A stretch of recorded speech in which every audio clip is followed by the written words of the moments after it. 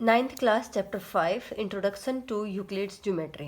तो क्या है इसमें, ज्योमेट्री और यूक्लिड्स। यूक्लिड कौन थे? Euclid was the teacher of mathematics eight Alexandria in Egypt. ठीक है, एक टीचर थे और ये समझ लिए एक मैथमेटिशियन थे। तो उन्होंने ज्योमेट्री के लिए कुछ रूल्स वगैरह दिए थे जिसको हेल्प से हमारी जो ज्योमेट्री है वो बहुत ईजी हुई है। ठीक है, उसने क्या किया था, उन्होंने यूक्लिड ने जितने भी अर्लियर जो मैथमेटिशियन थे उनके द्वारा जो भी पाइथागोरस थे, थेल्स थे, उनके द्वारा जो भी बनाए हुए थे उनको कलेक्ट करके उस कलेक्शन को उन्होंने डेवलप किया था।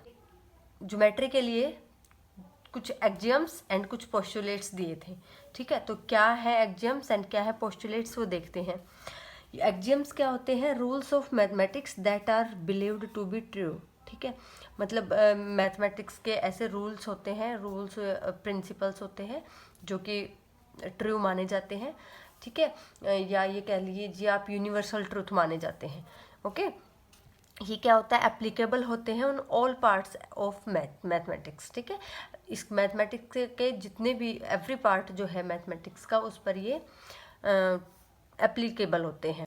उसके बाद आता है अपने पोस्टुलेट्स। पोस्टुलेट्स क्या होता है? To claim as true. And ये भी क्या होते हैं? ऐसे ही एग्जाम्स के जैसे रूल्स एंड प्रिंसिपल्स होते हैं।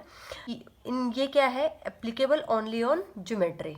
तो ये क्या होते हैं? सिर्फ ज्योमेट्री के ऊपर ही एप्लीकेबल होते हैं। ठीक है, जैसे हम इन एक्जियम्स को और पोस्टुलेट्स को पढ़ेंगे तो आपको समझ आ जाएगा। सबसे पहले हम एक्जियम्स की बात करते हैं। तो एक्जियम्स दिए थे इन्होंने 7, इनके 7 एक्जियम्स थे। बाय वन सभी को स्टडी करते हैं। सबसे पहला था things which are equal to the same thing are equal to one another. ठीक है, देखिए बहुत सिंपल सी चीजें हैं, ज़्यादा कुछ कॉम्प्लिकेटेड नहीं है इसमें। Things which are equal to the same thing are equal to one another. ठीक है, जैसे हमने कह दिया ए, एग्जाम्पल लेते हैं हम, a is equal to b, okay, and b is equal to c। तो हम यहाँ से क्या कह देंगे कि a is equal to c। मान लेते हैं a हमने ले लिया, a इज इक्वल टू 4 या 5, कुछ भी ले लीजिए आप। ठीक है, 5 ले लिया। अब हम कह रहे हैं कि a is equal to b, means b की वैल्यू भी क्या हो जाएगी? 5। ठीक है, अब हम कह रहे हैं b is equal to c। अब b की वैल्यू क्या है? 5 है। ठीक है, तो c की वैल्यू भी क्या हो जाएगी? 5। अब यहाँ से हमने क्या कंक्लूड किया था कि a is equal to c, means a is equal to 5 and c is equal to 5। तो a is equal to c means 5 is equal to 5। ठीक है, things which are equal to the same thing are equal to one another, वो भी एक दूसरे के भी equal होती है। ठीक है, if equals are added to equals the wholes are equals. ये कह रहे हैं हमने कुछ इक्वल थिंग्स ली। ठीक है, इक्वल के अंदर हमने कुछ इक्वल ऐड किया, मीन्स हमारे पास कोई नंबर है, 5 नंबर है अपने पास और दूसरे बच्चे के पास भी 5 पेंसिल्स हैं। ठीक है, दोनों इक्वल है, इक्वल में ऐड कर रहे हैं इक्वल। ठीक है, इक्वल ही ऐड करेंगे, कुछ भी ऐड करेंगे जो इक्वल रहेगा। मान लो हमने 3 पेंसिल ऐड कर दी, इक्वल में इक्वल हमने ऐड किया।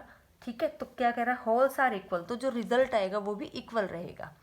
क्या होगा? ये 5 3 8 और ये क्या होगा? 8। ठीक है, मीन्स जो इक्वल थिंग है, इक्वल थिंग में हम इक्वल ऐड करेंगे तो वो अपने पास इक्वल ही रहेगा। Okay, now if equals are subtracted from equals the remainders are equal. जो सेकंड एक्सियम है उसी का कन्वर्स है। मान लीजिए अपने पास 5 पेंसिल मानी थी हमने। ठीक है, तो 5 पेंसिल है दो बच्चों के पास, यहाँ पर हमने प्लस किया था, है ना, क्योंकि ये कह रहा था एडेड टू। ठीक है, तो और यहाँ कर रहे हैं सब्ट्रैक्ट, तो हम क्या करते हैं?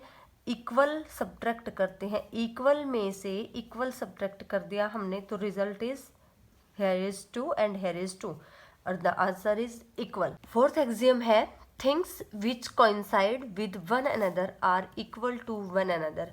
देखिए कोइंसाइड, कोइंसाइड क्या होता है? मान लीजिए अपना कोई पॉइंट है। ठीक है, कोई पॉइंट है, कोई हमने एक पॉइंट लिया P। ठीक है, कोई दूसरा पॉइंट जो इसी के ऊपर हो, जस्ट इसके ऊपर हो, उसको ही हम कह दे पॉइंट Q। ठीक है, तो हम क्या कहेंगे? Point Q coincide point P। ठीक है, जैसे हमने कोई सर्कल ले लिया, ठीक है, ये सर्कल ले लिया हमने, और कोई दूसरा सर्कल है, ठीक है, वो भी इसी के ऊपर है वो सर्कल, ठीक है, तो हम क्या कहेंगे, circle 1 is coincide circle 2, okay.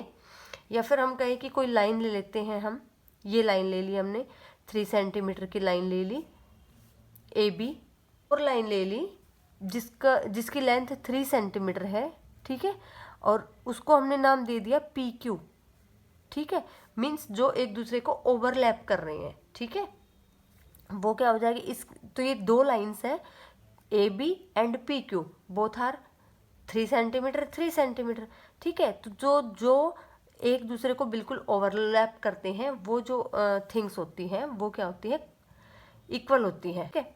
उसके बाद आता है फिफ्थ एक्सियम है the whole is greater than the part. कितनी सिंपल सी चीज़ है, देखिए हमें अपनी डेली लाइफ में भी देखते हैं, कोई भी एक चीज़ है अपनी, आजकल लोग पिज़्ज़ा बर्गर बहुत खाते हैं, अपना ये पिज़्ज़ा है, ठीक है, ये पिज़्ज़ा है और ये इसके हमने स्लाइसेस कट कर दिए, ठीक है, तो पूरा जो पिज़्ज़ा है अपना, उसका एक स्लाइस जो है, एक स्लाइस से तो पूरा पिज़्ज़ा क्या रहेगा, बड़ा ही रहेगा, ठीक है। यही कहा इसने कि उसका अगर हम एक पार्ट उठा लेते हैं, पिज़्ज़ा का एक पार्ट लेते हैं, तो जो कंप्लीट पिज़्ज़ा है उससे तो छोटा ही रहेगा ना ये, तो कंप्लीट पिज़्ज़ा है वो इस पार्ट से बड़ा होगा, यही चीज़ बताई इसने, whole is greater than the part, okay, simply. Next is things which are double of the same things are equal to one another.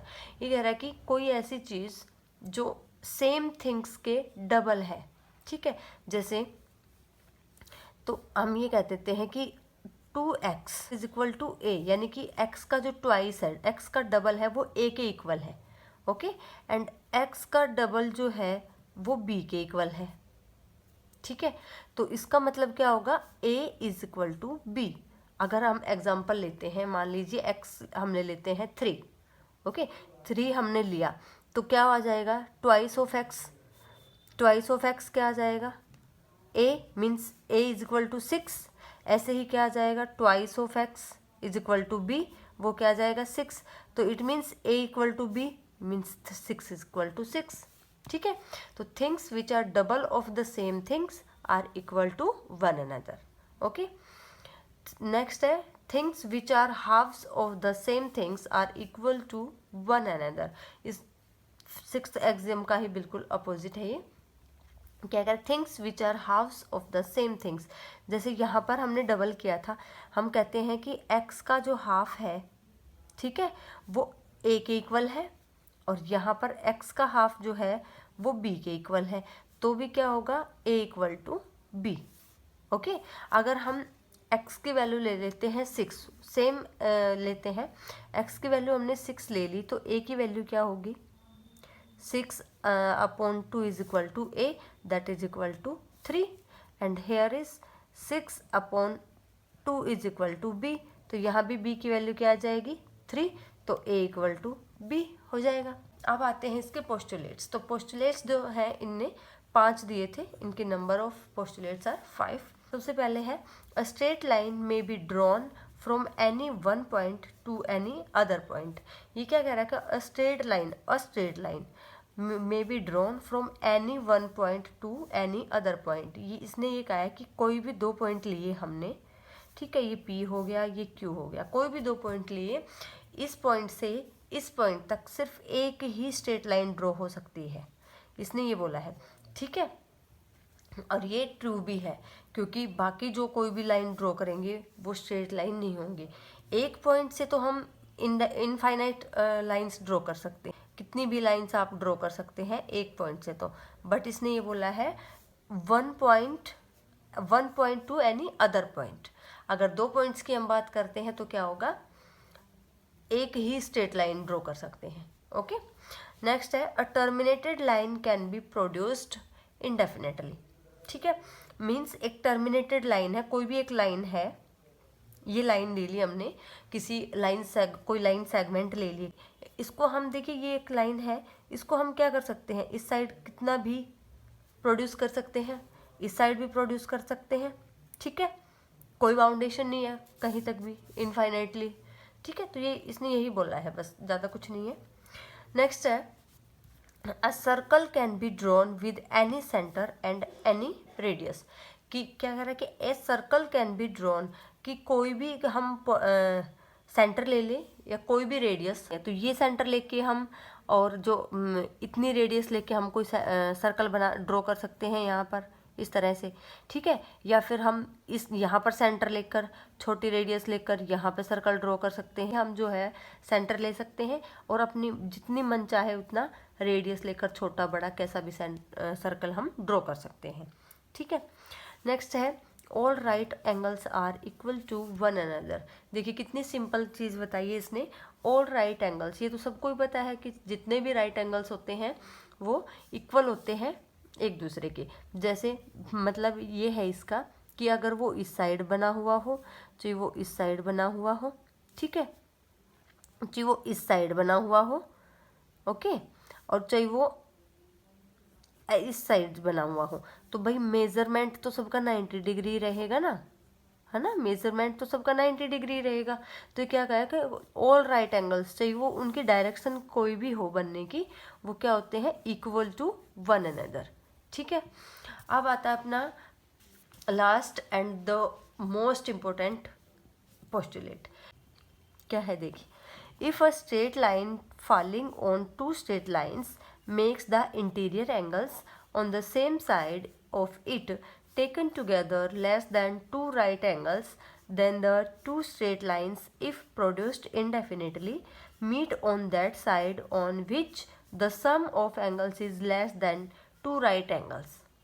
देखिए बहुत कॉम्प्लिकेट सा लग रहा होगा ये आपको। सबसे पहले हमें क्या करना है कि दो स्ट्रेट लाइन ले लेनी है, ठीक है। इस तरह से दो स्ट्रेट लाइन ले ली, ये होगी अपनी L और ये होगी अपनी M, ठीक है। दो स्ट्रेट लाइन होगी, तीसरी कोई स्ट्रेट लाइन इन पर फॉल कर रही है, ये हमने मान ली स्ट्रेट लाइन P। उसके बाद ये क्या कह रहा है, मेक्स द इंटीरियर एंगल्स, अपने इंटीरियर एंगल्स, एक ये बन गया, एक ये बन गया, ठीक है, एक ये बन गया और एक ये बन गया, चार इंटीरियर एंगल बनते हैं, ठीक है। अब क्या कह रहा है, on the same side of it, अब ये कह रहा है कि हमें एक साइड के ही इंटीरियर एंगल लेने हैं। देखिए ये अपनी ट्रांसवर्सल है, तो 1 और 2, और ये हो गया 3 और 4, ये दोनों सेम साइड है, ठीक है। अब क्या कह रहा है आगे, same side of it taken together less than two right angles. इसने क्या कहा है, एक साइड जो एंगल्स बने हैं, जो इंटीरियर एंगल है, उनको अगर हम सम करें, यानी एंगल 1 प्लस एंगल 2 करें, तो less than two right angles, वो 90 टू राइट एंगल कितने होंगे, एक राइट एंगल होता है 90 डिग्री, तो टू राइट एंगल कितना हो जाएगा 180 डिग्री। 3 + 4 करें, एंगल 3 + 4 करें, ये 180 से कम आए, मीन्स ये कंडीशन दोनों साइड्स में से जो जिस भी साइड में सेटिस्फाई हो रही है, उस साइड हमें क्या करना है, जो टू लाइन्स है उनको हम प्रोड्यूस करेंगे इंडेफिनिट। अगर ये कंडीशन को सेटिस्फाई करते हैं तो इस साइड इनको हम प्रोड्यूस करेंगे दोनों लाइंस को, ठीक है। तो ऐसे प्रोड्यूस करने पर वो क्या करती हैं, जो वो दोनों लाइंस मीट करती हैं किसी न किसी पॉइंट पे, उसी साइड में मीट करेंगे जिस साइड वो लेस देन 180 है, उन दोनों एंगल्स का सम। सिंपली लाइंस है, स्ट्रेट लाइंस है, एक ट्रांसवर्सल मीन्स एक स्ट्रेट लाइन उसको कट कर रही है, तो उस एक साइड एक पेयर होगा इंटीरियर एंगल्स का, दूसरी साइड दूसरा पेयर होगा। जिस पेयर का सम 180 डिग्री से लेस देन होता है, 180 degree means two right angles, उसको हम प्रोड्यूस करेंगे, तो वो मीट करेगी कहाँ पर, किसी न किसी पॉइंट पर। बस इतना ही था इसमें, इसके साथ इसका इंट्रोडक्शन तो कंप्लीट होता है।